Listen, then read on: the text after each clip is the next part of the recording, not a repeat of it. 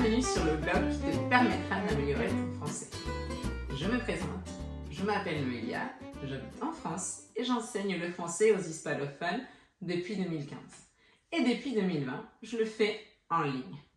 Il y a 2 ans, j'ai décidé de créer mon compte Instagram, Idiomas con Noé, pour partager des tips pour apprendre le français. Pourquoi j'ai décidé d'apprendre le français? Eh bien, à l'âge de 12 ans, je me suis inscrite à l'option français au collège en Espagne. Et c'est l'un des plus beaux choix que je fais dans ma vie. Le français est devenu un petit peu comme ma deuxième langue. Donc après le bac, je me suis inscrite à l'université pour devenir professeure de français langue étrangère. J'ai fait la moitié de mes études en Espagne, à Valence, et l'autre moitié en France. Alors en 2011, je suis arrivée en France, à Tours, pour une année Erasmus qui allait marquer ma vie. J'ai vécu une année riche en expériences humaines et en immersion. Mais au bout d'1 an, je ne voulais plus quitter ce pays. Je souhaitais m'imprégner de plus en plus de cette culture. Je suis ensuite partie dans le nord, où il fait froid, à Amiens, puis à Paris, pour enfin m'installer dans le sud, à Bordeaux, où j'habite depuis 2013. Je suis vraiment passionnée par le français, un peu comme vous qui me lisez ou me regardez en ce moment. Aujourd'hui, un de mes rêves se réalise, t'aider dans ton parcours d'apprentissage du français grâce à mon blog. Tu te demanderas de quoi s'agit-il exactement? Eh bien, il s'agit d'un vidéoblog où tu vas pouvoir soit regarder la vidéo, soit lire le texte, soit les deux. Mon but est de t'accompagner dans ce voyage et de te le rendre léger pour que tu puisses le savourer.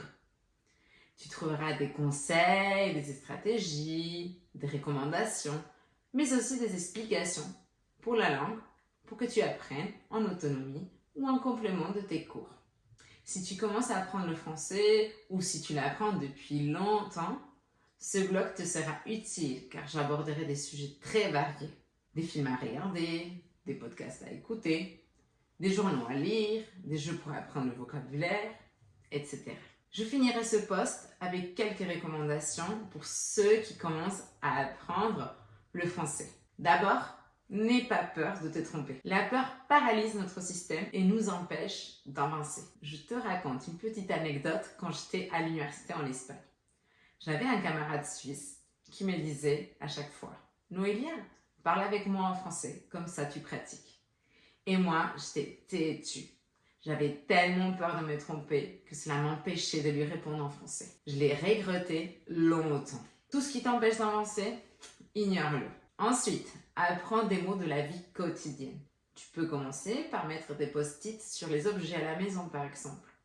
Mais n'oublie pas d'écouter le mot plusieurs fois avec une application pour bien retenir la prononciation. Puis enfin, mon dernier conseil, lis et écoute.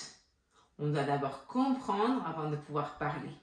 Comme les bébés, ils reçoivent pendant presque 1 an des informations avant de pouvoir commencer à s'exprimer avec des mots. Dans une langue étrangère, c'est exactement la même chose. Merci d'avoir regardé jusqu'à la fin et on se retrouve dans la prochaine publication.